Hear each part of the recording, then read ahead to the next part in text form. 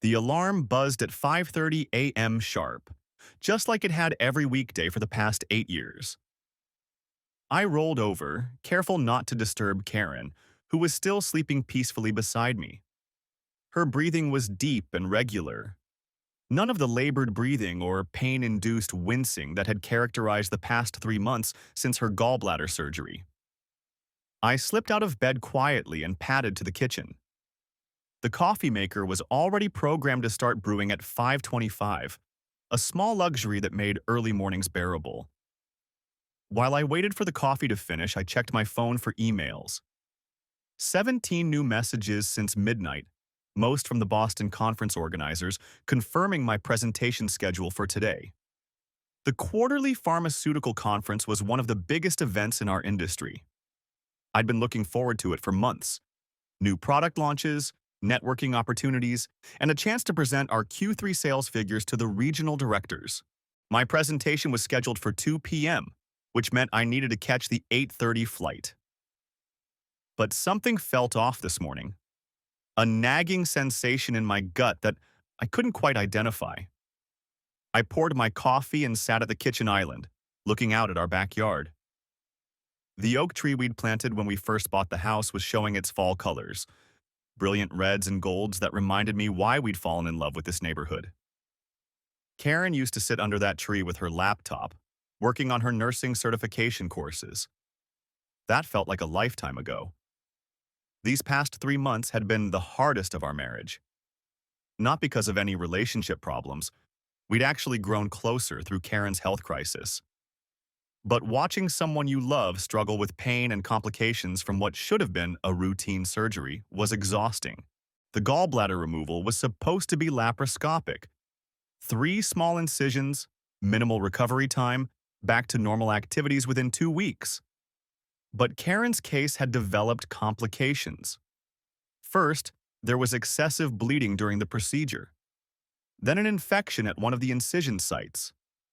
Then ongoing pain that the doctors couldn't fully explain. Sometimes these things just take longer, Dr. Williams had told us during the 6-week follow-up. Every patient heals differently. Some people are back to marathon running in a month. Others need 3 or 4 months before they feel completely normal. I'd been patient, more than patient. I'd taken over all the household responsibilities without complaint. Grocery shopping, cooking, cleaning, laundry, everything that required lifting more than 10 pounds or bending at the waist. Karen couldn't even load the dishwasher without wincing. Our intimate life had completely stopped. Not just the physical aspects, but even simple affection seemed to cause her discomfort. Hugging was painful because of pressure on her abdomen. Sleeping in the same bed was difficult because any movement might jar her healing incisions. I'd been sleeping in the guest room for 8 weeks now. "I just need more time," she'd whisper when I'd try to hold her hand or stroke her hair. "The pain medication makes me feel disconnected from everything. Once I'm healed, we'll get back to normal." I understood, or at least I tried to understand. The medical bills were mounting, over $15,000 in recovery-related expenses that our insurance only partially covered. Specialized pain medications, physical therapy sessions, follow-up imaging studies, consultations with specialists. I paid every bill without question because Karen's health was worth more than money. My phone buzzed with a text from my assistant. "Car will be there in 45 minutes for airport run. Safe travels." I stared at the message for a long moment. The feeling in my gut was getting stronger. Not quite nausea, but a persistent uneasiness that made me second-guess everything. Maybe it was just anxiety about the presentation, or guilt about leaving Karen alone for 3 days when she was still recovering. She'd insisted she'd be fine, that her sister could check on her if needed. But I still felt protective. At 6:15, I heard the shower running upstairs. Karen was an early riser even before the surgery, but lately she'd been sleeping later due to the pain medication. Hearing her up and moving around was actually encouraging. I climbed the stairs with a fresh cup of coffee for her. The bathroom door was closed, but I could hear her humming softly, something she hadn't done in months. Another good sign that she was finally feeling better. Karen, I called through the door. I brought you coffee. Just leave it on the dresser, she called back. I'll be out in a few minutes. Her voice sounded different, stronger, less of the tired, pained quality that had become so familiar. I set the coffee down and started gathering my things for the trip. 3 days in Boston meant I needed my good suits, presentation materials, and enough casual clothes for the networking events.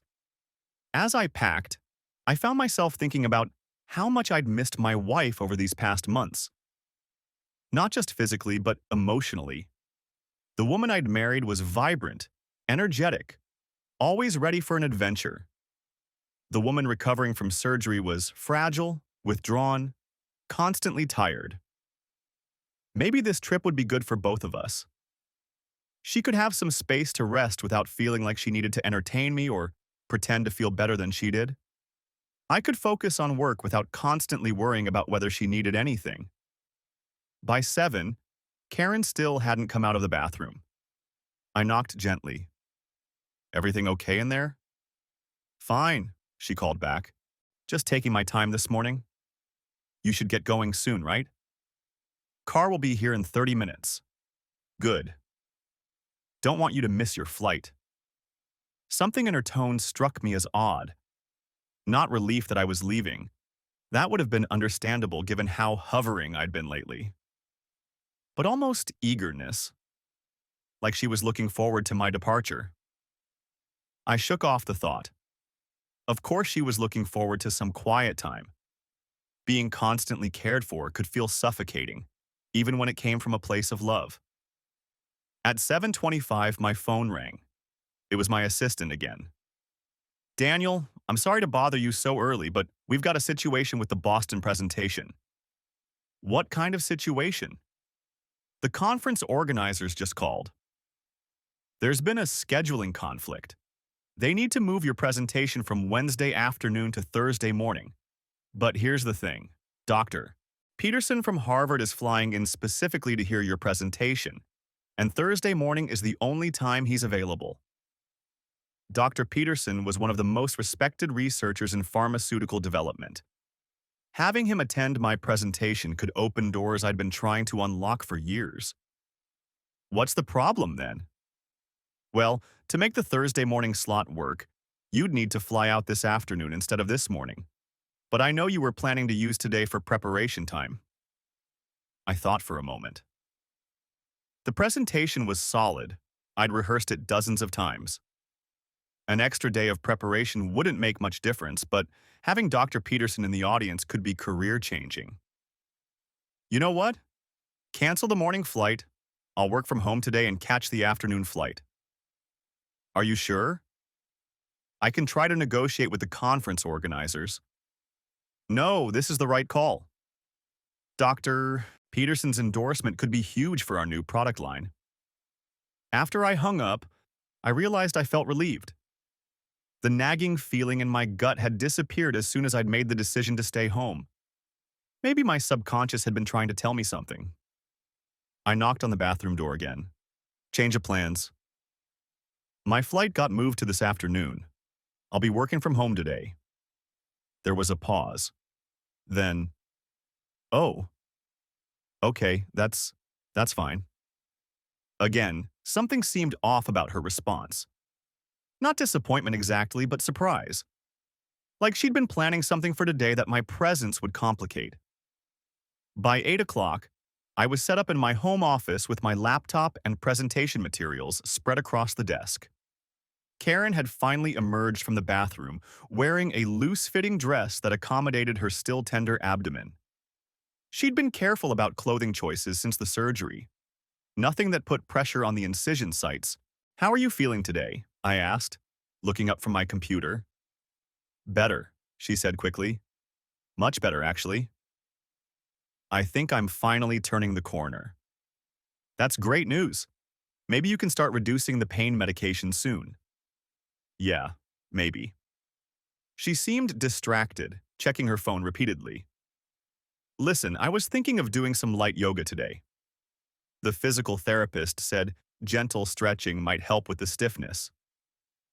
That sounds like a good idea, just don't push yourself too hard. I won't. I'll probably start around noon when the light is best in the bedroom. I nodded and turned back to my presentation. The timing worked out well. I'd be deep in preparation mode during her yoga session, so I wouldn't be tempted to hover and check on her every 5 minutes. Around 9:30, Karen came into my office carrying her purse and car keys. I need to run some errands, she announced. Pick up prescriptions, maybe stop by the grocery store. Do you want me to come with you? I can drive. No. I'm feeling good enough to drive short distances now. The doctor cleared me for light activity, remember? I did remember. Dr. Williams had said short drives were fine as long as she avoided heavy lifting or sudden movements. Okay, but call me if you start feeling tired or sore. I will. See you later. She kissed my cheek, the first spontaneous physical affection she'd shown in weeks, and headed for the garage. I tried to focus on my presentation, but something about the morning felt strange. Karen's energy seemed different. Not just better from a health perspective, but almost nervous. Excited in a way that didn't quite fit with someone slowly recovering from surgery. At 10:15, my phone rang. It was Tom Henderson from HR. Daniel, I hope you don't mind me calling on your Boston prep day, but I wanted to discuss Karen's medical leave extension. What about it? Well, we've been reviewing the documentation, and some of the dates don't quite line up with our records. Nothing major, just some inconsistencies in the timeline. What kind of inconsistencies? The initial surgery date we have is June 15th, but some of the follow-up reports reference a surgery date of June 18th. And there are a few medical provider numbers that don't match our database. A cold feeling started in my stomach. What does that mean? Probably just clerical errors. Different medical offices sometimes use different ID numbers. But our insurance auditor flagged it for review. We may need Karen to provide some additional documentation. I can have her call you when she gets back from errands. That would be great. Like I said, it's probably nothing. These medical leave cases just require a lot of paperwork. After Tom hung up, I sat staring at my computer screen without seeing it. Inconsistencies in documentation. Different surgery dates. Provider numbers that didn't match. I opened my laptop and pulled up our joint bank account. Maybe I could find the exact surgery date from the hospital bills. What I found made my blood run cold. The largest hospital bill, $8,500 for the surgical procedure, was dated June 15th. But there was another charge from the same hospital on June 15th that I'd never noticed before. $200 for a consultation canceled, no show fee. I scrolled through more transactions. The pattern was confusing. Bills for post-surgical care, but no corresponding charges for an operating room, anesthesia, or surgical supplies. Bills from Dr. Marcus Webb for post-operative follow-up visits, but no record of him in our insurance company's provider directory. My hand started shaking as I grabbed my phone and called our insurance company. Claims department, this is Jennifer. How can I help you? This is Daniel Reeves, policy number 445789921. I need to verify some claims that were submitted for my wife's gallbladder surgery in June. Let me pull up your account. Okay, I see the claims. What do you need to verify? Can you tell me the name of the surgeon who performed the procedure? According to our records, the primary surgeon was Dr. Marcus Webb. And what's Dr. Webb's medical license number? There was a pause. Sir, I'm showing that Dr. Webb's license number in our system doesn't match the state medical board database. This claim is actually flagged for fraud investigation. The room started spinning. Fraud investigation? Yes, sir. We've been trying to contact your wife for additional documentation, but she hasn't responded to our requests. We sent letters to your home address 3 weeks ago. I never saw any letters. They were addressed specifically to Mrs. Karen Reeves, marked confidential. Sir, I think you should speak with our fraud investigation unit. Can I transfer you? I hung up and immediately started going through our mail. Karen always collected the mail when she was feeling up to it, one of the few household tasks she could still manage. Had she been hiding correspondence from the insurance company? I found them in her nightstand drawer. 3 letters from our insurance company, all marked confidential, all unopened. My hands were shaking as I tore open the first one. Dear Mrs. Reeves, we are investigating irregularities in claims submitted for your alleged gallbladder surgery on June 15th, 2023. Our records indicate that Dr. Marcus Webb, listed as your surgeon, is not licensed to practice medicine in this state. Additionally, the medical facility listed for your surgery has no record of your admission on the date in question. Please contact our fraud investigation unit immediately to provide additional documentation. The second letter was more direct. Failure to respond to our previous inquiry may result in criminal referral to state and federal authorities. The third letter, dated just 5 days ago, this matter has been referred to the State Insurance Fraud Bureau and the FBI. You may be contacted by law enforcement regarding potential criminal charges. I sat down heavily in my desk chair. Karen hadn't had gallbladder surgery.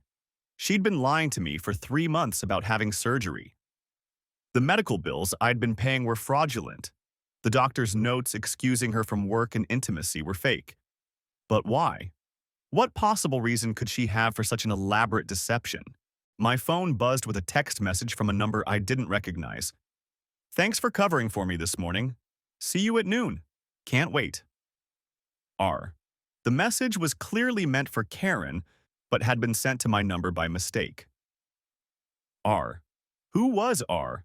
I started thinking about our social circle. Richard Lowry from book club had been around more frequently lately. He'd stopped by twice in the past month to check on Karen's recovery when I was at work. His wife Linda had mentioned that Richard was also dealing with health issues, some kind of prostate problem that required surgery and an extended recovery period. Another thought hit me like a freight train. I grabbed my phone and called Linda Lowry. Hi, Linda. It's Daniel Reeves. Oh, hi, Daniel. How's Karen feeling? Better, thanks. Hey, I wanted to ask about Richard's prostate surgery. Karen mentioned that you two have been going through a similar recovery process. There was a long pause. Richard's what? His prostate surgery. The one he had around the same time as Karen's gallbladder procedure. Daniel, Richard hasn't had any surgery. He's been perfectly healthy. In fact, he's been going to the gym more than usual lately. Says he's trying to get in the best shape of his life. The pieces were falling into place with sickening clarity. Linda, where does Richard usually go when he leaves the house during the day? I don't know. He says he's been taking long drives to clear his head. Sometimes he's gone for hours. Why? Can you call him right now and ask where he is? Daniel, you're scaring me. What's going on? Please, just call him and see where he is. I waited while Linda called Richard. She came back on the line 2 minutes later. His phone went straight to voicemail. Daniel, what's happening? Linda, I think Richard and Karen have been lying to both of us. I explained what I discovered about the fake surgery, the fraudulent medical bills, and the text message that had been sent to my phone by mistake. Linda was quiet for a long time. Then, oh my God, Daniel. Richard's been avoiding intimacy with me for months. He said it was because of surgery complications, but he never had surgery. Linda, I need you to stay calm. Can you check your bank accounts?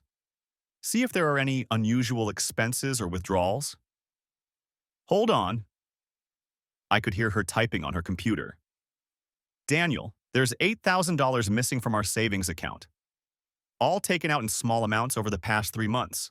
Richard said it was for medical expenses that insurance didn't cover. Same thing happened to us. $15,000. What do we do? I'm going to try to catch them in the act. Karen said she was planning to do yoga at noon. If Richard is involved, he might be planning to join her. At your house? At my house. In my bedroom. Linda started crying. How could they do this to us? I don't know, but we're going to find out. At 11:30, I quietly moved my car to the end of the street and walked back to my house. Karen's car was in the driveway, but there was also a blue sedan parked across the street that I recognized as Richard's Honda. I let myself in through the back door as quietly as possible. The house was silent except for music coming from upstairs. Not classical music, which Karen usually preferred for relaxation. This was something with a steady, rhythmic beat. I crept up the stairs, my heart pounding so hard I was sure it would give me away. The music was definitely coming from our bedroom. As I reached the top of the stairs, I could see that the door was slightly ajar. What I saw through that crack shattered my world. Karen was in a perfect crow pose, one of the most challenging yoga positions that requires incredible core strength and balance. Her entire body weight was supported by her arms as her knees balanced on her elbows. She was wearing a sports bra and yoga shorts, her supposedly healing abdomen completely exposed. There were no scars, no bandages, no signs that anyone had ever performed surgery on her. But that wasn't the worst part. A man walked out of our master bathroom, completely shirtless, a towel wrapped around his waist. Richard Lowry. The same Richard who'd been coming to our book club meetings for 2 years with his wife Linda. The same Richard who'd been checking on Karen's recovery while I was at work. That was incredible, babe, Richard said, running his hands through his hair. You're getting stronger every day. That pose would be impossible for someone who actually had abdominal surgery. Karen laughed. I know, right? Sometimes I can't believe how gullible they both are. Linda actually asked me yesterday if I was sure I was following the doctor's orders about avoiding physical activity. Richard chuckled. I had to pretend to wince when she hugged me. Daniel's been sleeping in the guest room for 2 months because he's afraid of bumping my incision site, Karen said. The poor man has been cooking all my meals and doing all the housework because I supposedly can't lift anything heavier than a coffee cup. They were both laughing now, laughing about how they'd been deceiving their spouses for months. How much longer do you think we can keep this up? Richard asked. As long as we want. I've got enough fake medical documentation to extend this charade for another 3 months if necessary. Dr. Marcus Webb is very thorough in his fictional medical opinions. Dr. Marcus Webb doesn't exist, I said, stepping into the doorway. The transformation on their faces was instantaneous. Richard went white as a sheet and grabbed for his shirt. Karen smoothly transitioned out of the crow pose, a movement that should have been impossible for someone recovering from major abdominal surgery. Daniel? Karen's voice showed no shame, just mild irritation. You're supposed to be in Boston. Flight got delayed, I said, pulling out my phone and starting to record. Don't move. Either of you. Stay exactly where you are. Daniel, put that phone away, Karen said. You're being dramatic. Dramatic? I almost laughed. My wife has been faking a major medical condition for 3 months while stealing money from our joint account and sleeping with another man in our bed. But I'm being dramatic. Richard was shaking as he pulled on his shirt. Daniel, please. We can explain this. Oh, I'd love to hear the explanation. Please tell me how this isn't exactly what it looks like. Karen stood up fully, making no attempt to cover herself or show any embarrassment. Fine, you want to know the truth. The truth is that being married to you was suffocating me.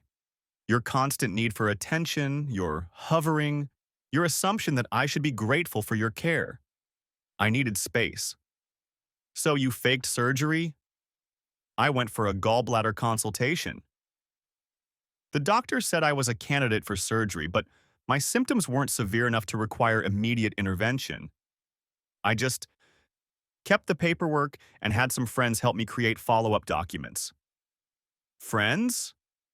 Richard was fully dressed now, but still shaking. Daniel, there's a whole network of people who do this. Create fake medical documentation for people who need a break from their lives. A break from their lives? I was incredulous.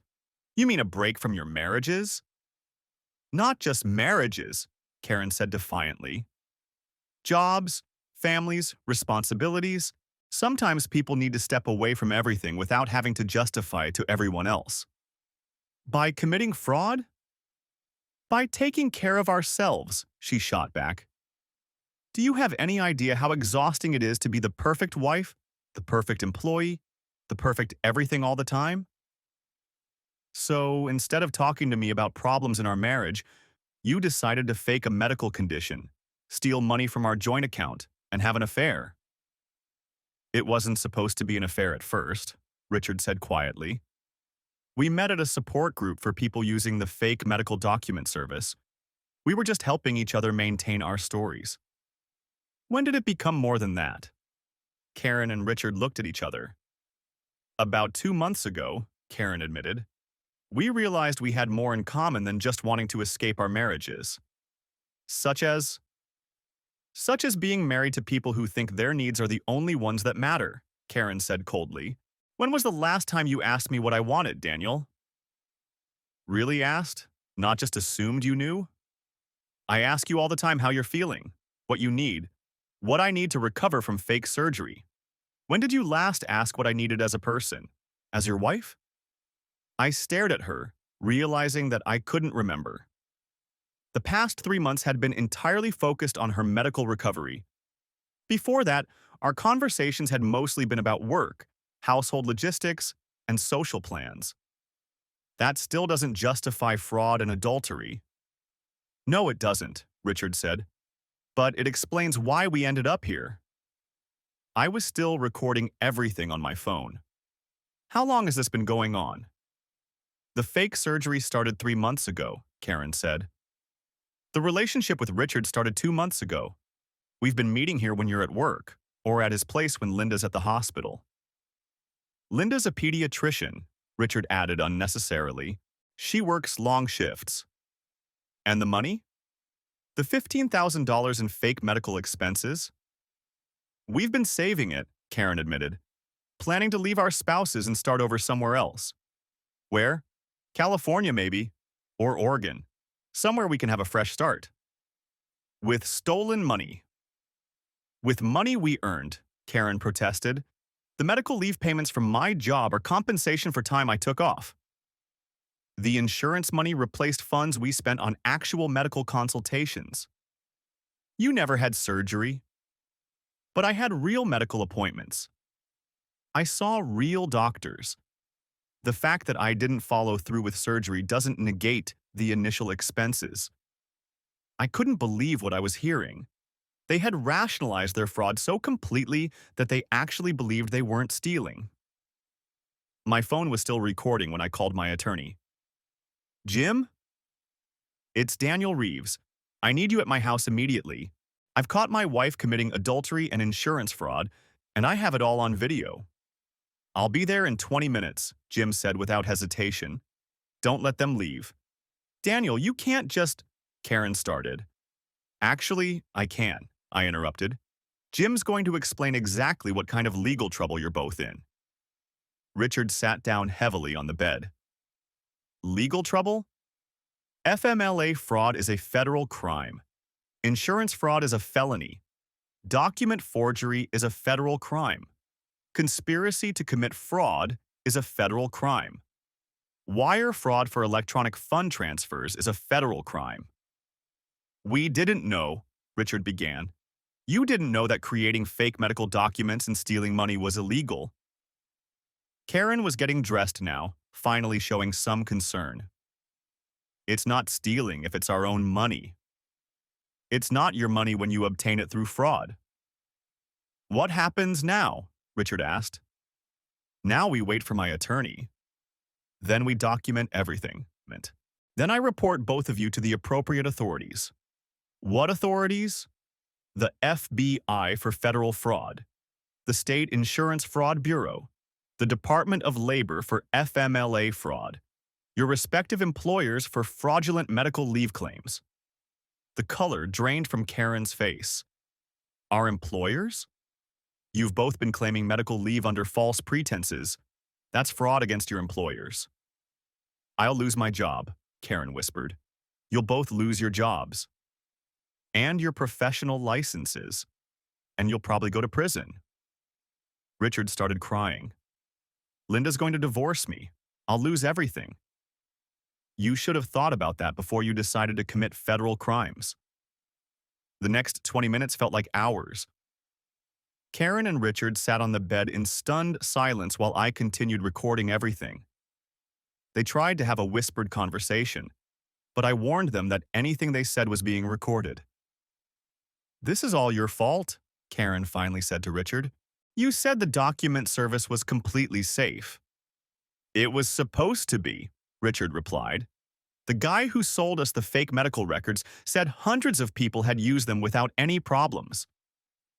There's a guy who sells fake medical records? I asked. It's a whole business, Richard admitted. You pay $5,000 and they create a complete medical history for whatever condition you want. Surgery, chronic illness, mental health issues, whatever you need. $5,000 each? Yes. So you both paid $5,000 to a criminal enterprise to obtain fake medical documents that you then used to defraud insurance companies, employers, and spouses?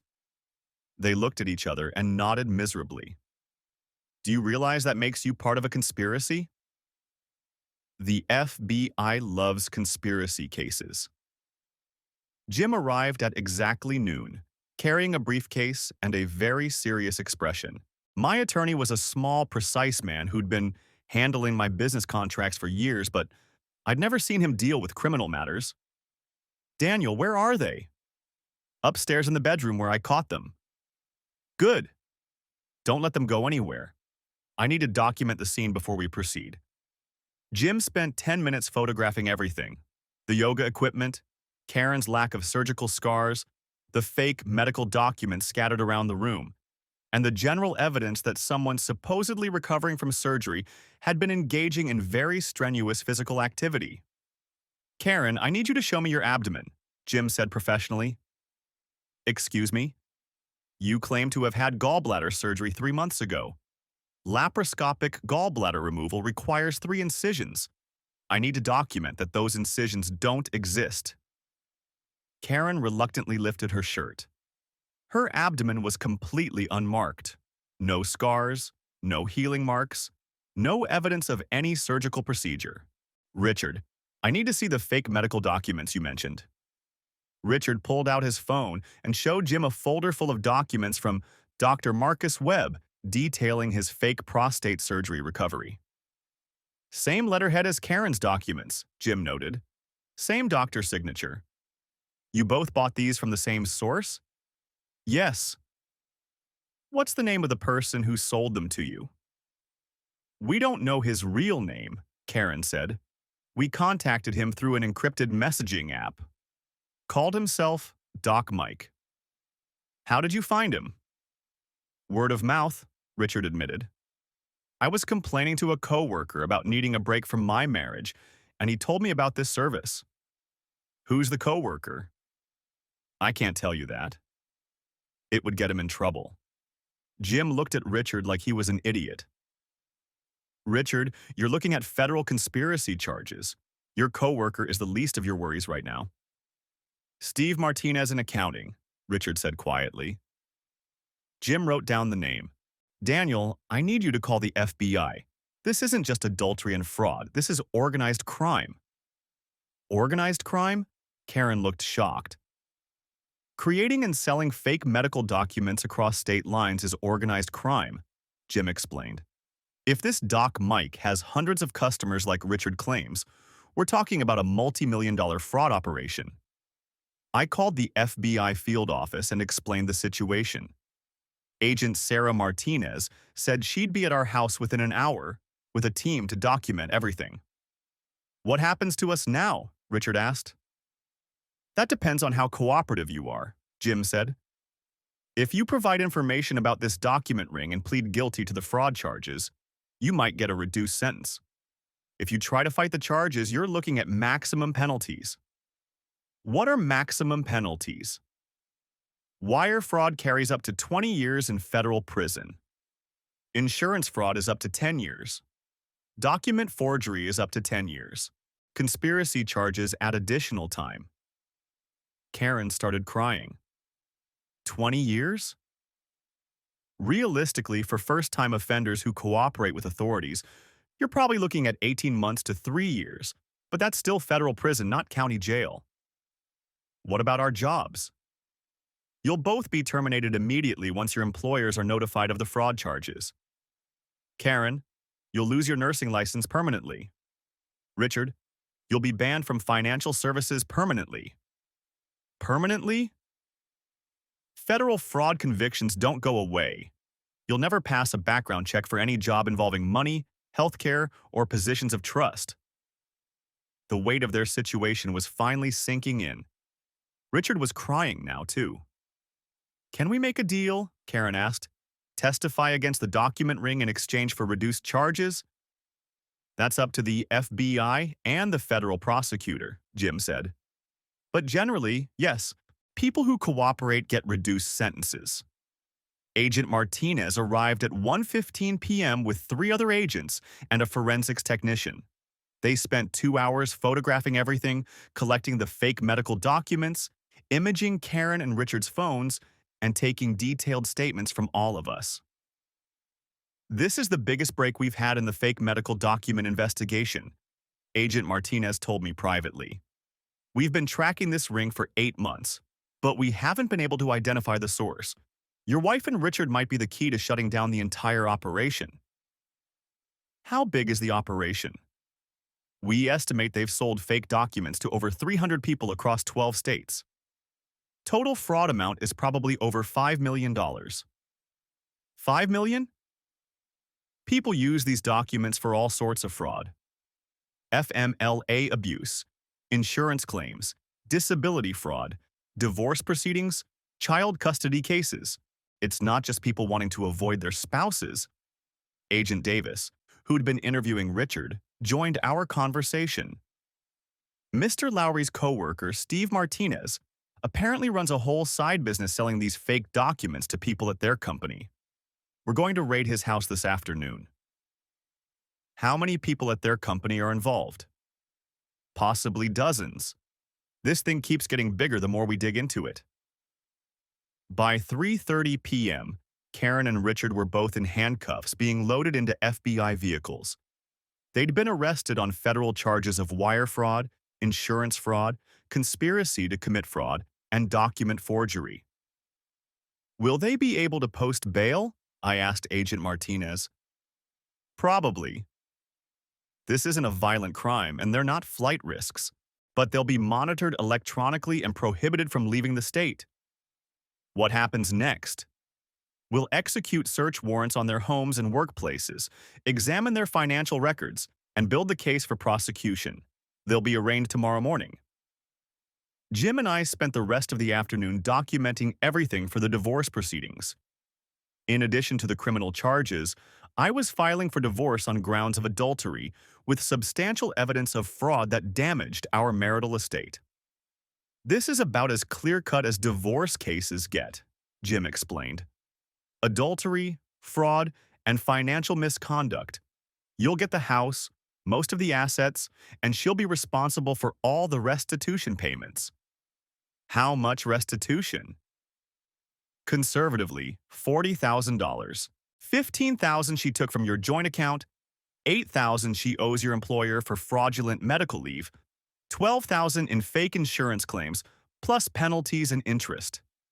She doesn't have $40,000. Then she'll be paying it off for the next decade.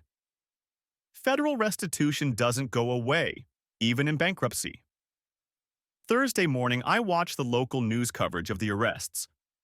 The story had blown up overnight. Local couple arrested in federal fraud ring. Fake surgery scheme exposed. Insurance fraud network uncovered. My phone had been ringing constantly. Reporters wanting interviews, neighbors asking if I was okay, co-workers expressing shock and support. Linda Lowry called at 8 a.m. Daniel, I saw the news. Are you all right? I'm hanging in there. How are you doing? I filed for divorce this morning. Richard's attorney called and asked if I wanted to talk before I made any permanent decisions, but there's nothing to discuss. He committed crimes and destroyed our marriage. Any regrets? About divorcing him? None. About not seeing the signs sooner? Definitely. What signs? He'd been distant for months, avoiding intimacy, staying out late, taking mysterious phone calls. I thought it was work stress or a midlife crisis. I never imagined he was capable of something like this. Same here. Karen had been different, but I attributed it to the surgery recovery. The fake surgery recovery. Right? Have you talked to them since the arrest? Karen called from jail last night. I didn't answer.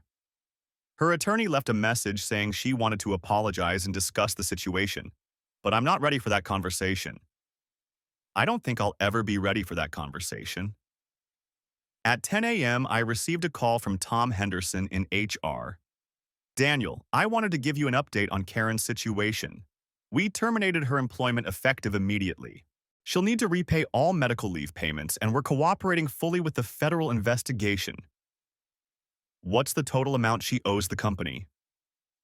$8,000 in medical leave payments, plus benefits costs. Probably close to $10,000 total. What about other employees? The news mentioned this might be bigger than just Karen and Richard. We're conducting a full investigation. So far, we've identified 6 employees who may have used fraudulent medical documentation for leave requests. The FBI is interviewing all of them. 6 people? It gets worse. Some of them supervised other employees' leave requests. If they approved fraudulent leave for their subordinates, they could be charged as accomplices. This is going to destroy people's lives. Yes, it is. But fraudulent medical leave costs companies millions of dollars every year. We have to prosecute these cases aggressively. Friday afternoon, I met with Assistant U.S. Attorney Michael Rodriguez to discuss Karen and Richard's plea negotiations. They're both willing to cooperate fully with the investigation into the document ring, Rodriguez explained. In exchange, we're offering reduced charges that would result in 18 months in federal prison, 3 years supervised release, and full restitution. What if they don't take the deal? Then we go to trial, and they're looking at the maximum sentences, 5 to 10 years each. Will they take the deal? Their attorneys are recommending it. Fighting federal fraud charges is expensive and rarely successful when the evidence is this clear. What do they have to do to earn the reduced sentence? Testify against everyone else in the conspiracy. Provide details about how they obtained the fake documents, who else they know used the service, and anything they know about the operation. How big is this conspiracy? Based on what we've learned so far, it's massive. The fake document ring has been operating for 3 years across 12 states. We're up to over 400 suspects now. 400 people. Doctors, nurses, teachers, government employees, corporate managers, people from all walks of life who wanted to game the system for various reasons. What kinds of reasons? Some wanted to avoid work responsibilities. Others were trying to gain advantage in divorce proceedings. Some were filing false insurance claims for financial gain. A few were using fake mental health diagnoses to avoid criminal prosecution for other crimes. Criminal prosecution?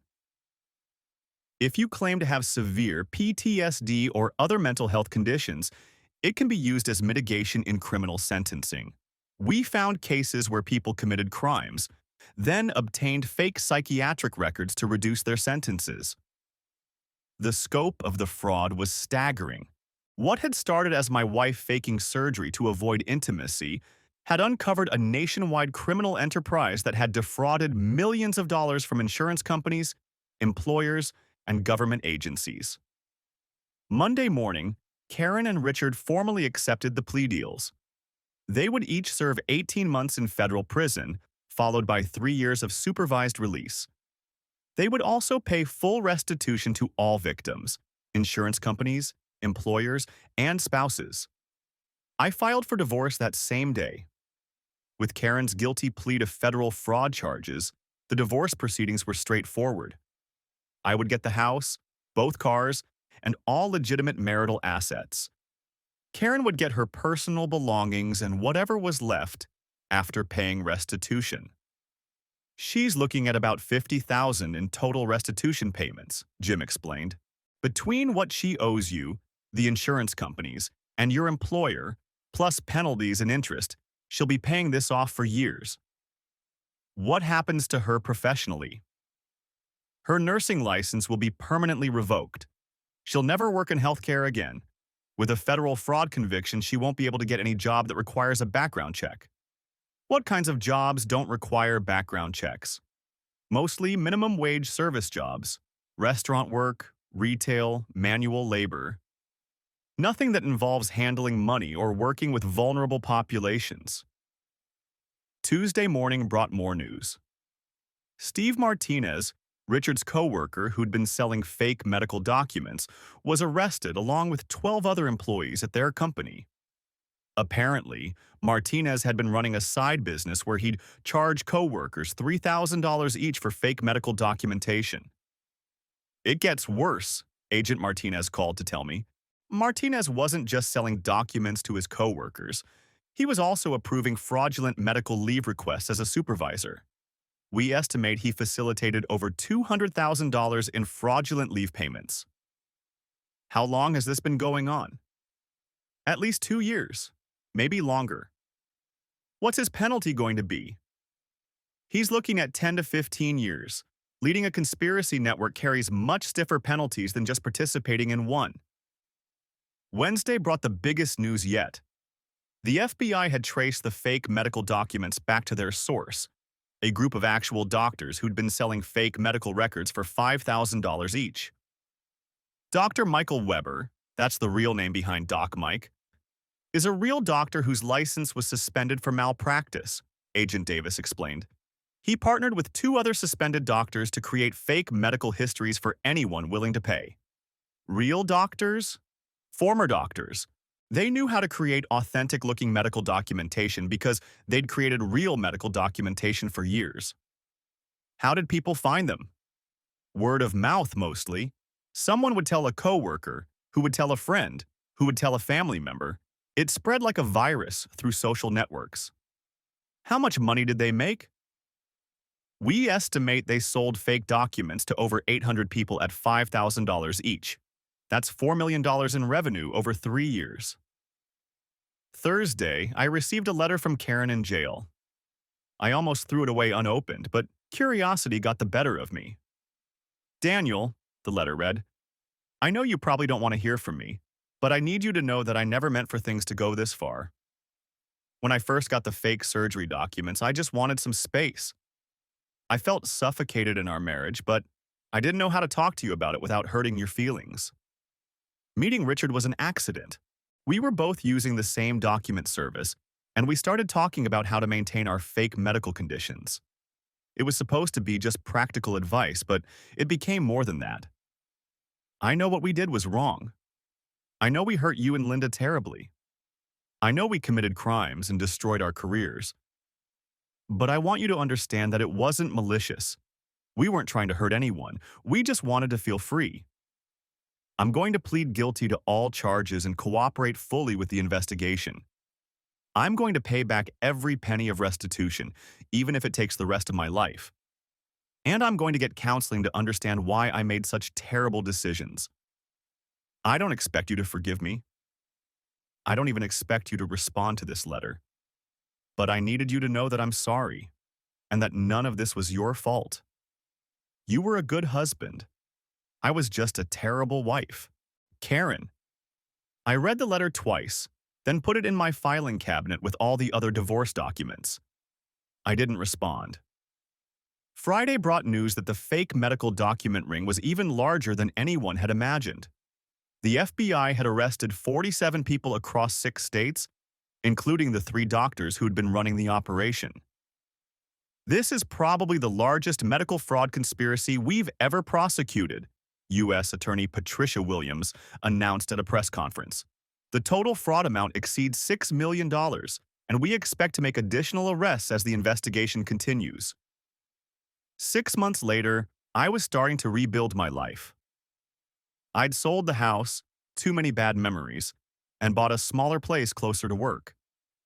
The company had promoted me to regional manager, partly out of sympathy, but mostly because I'd handled the crisis with integrity and professionalism.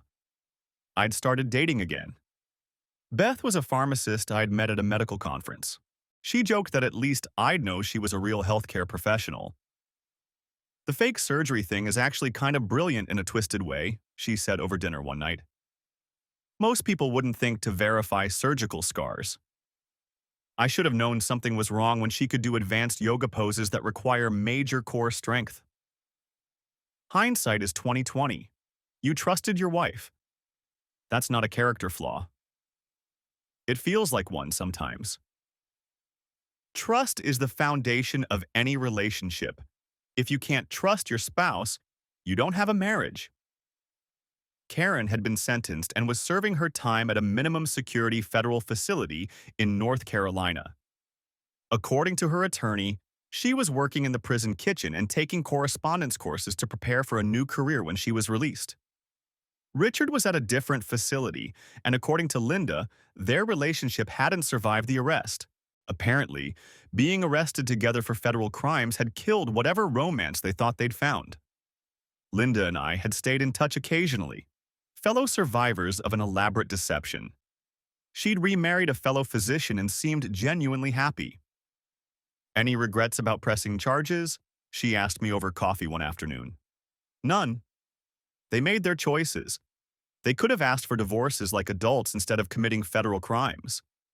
Richard sends me letters apologizing and claiming he never meant for it to go so far. I send them back unopened. Same here with Karen.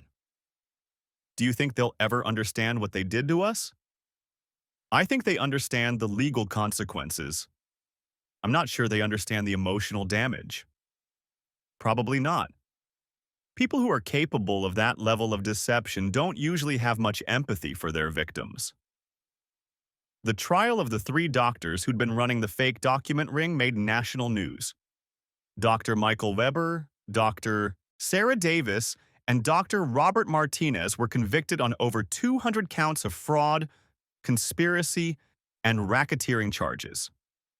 They're looking at 20 to 30 years each. Agent Martinez told me this was a sophisticated criminal enterprise that defrauded millions of dollars from insurance companies, employers, and government agencies. How many total victims were there?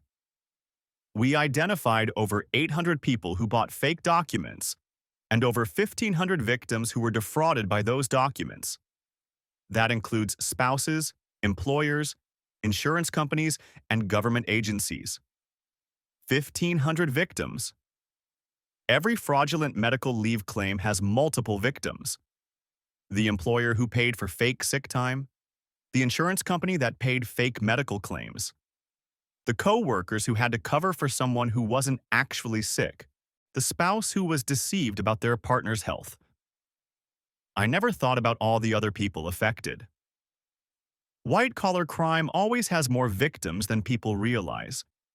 Your case alone involved you, your employer, your insurance company, Karen's co-workers who covered her shifts, and the patients who couldn't get appointments because she was claiming to be in recovery.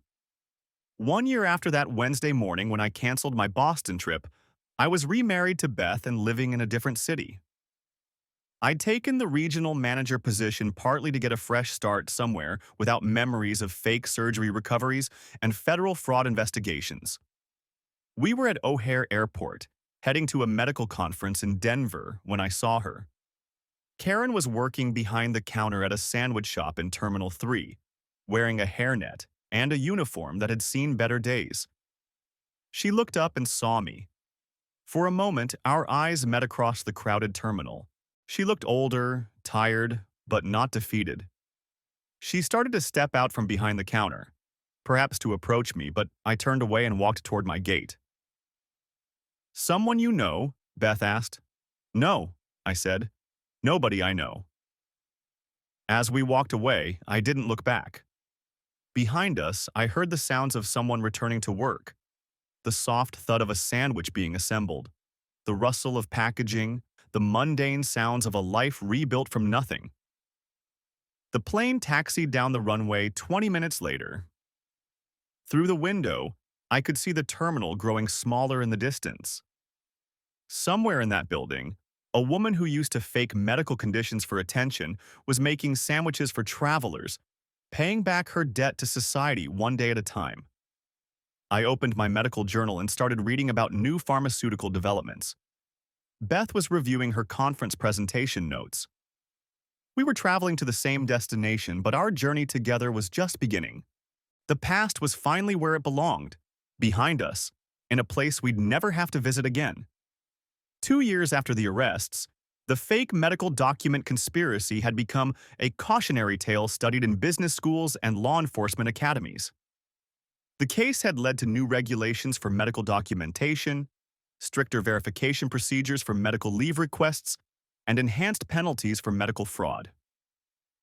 Karen had been released after serving 14 months and was living in a halfway house, working at that sandwich shop I'd seen her at in the airport.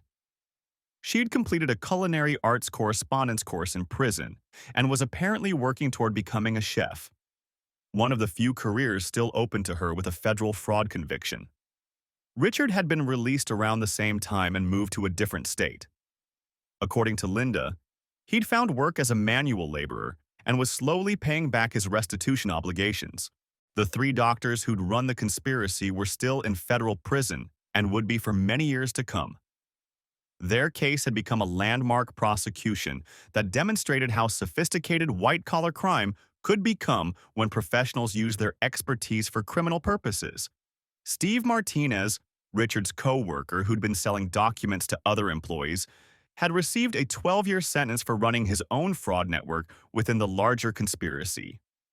His case illustrated how quickly participants in fraud schemes could become leaders of their own criminal enterprises. For me, the story had ended the day I decided not to look back at Karen making sandwiches in the airport terminal. The woman I'd married was gone, replaced by someone I'd never known. The life we'd built together had been based on lies I'd never suspected. But the new life I was building with Beth was based on honesty, transparency, and mutual respect. We'd learned from the mistakes of our previous relationships and were determined not to repeat them. Sometimes, Beth would ask me if I ever wondered what might have happened if I'd gone to Boston that day instead of staying home. Never, I would tell her. That trip cancellation was the best decision I never knew I was making. The truth was, I did sometimes wonder. Not about staying with Karen. That ship had sailed the moment I saw her in that crow pose with no surgical scars. But about the timing, the coincidences, the gut feeling that had told me to stay home. Maybe some part of me had known something was wrong. Maybe my subconscious had been picking up on signals I hadn't consciously recognized. Or maybe it was just luck, the kind of random chance that sometimes saves people from disaster. Whatever it was, I was grateful for it. Grateful for the phone call that delayed my flight. Grateful for the instinct that made me come home early. Grateful for the courage to document everything instead of confronting them emotionally. Most of all, I was grateful for the opportunity to start over with someone who understood that trust wasn't just the foundation of marriage. It was the foundation of any life worth living. The fake surgery recovery had ended. The real recovery, from betrayal, from fraud, from a marriage built on lies, was finally complete.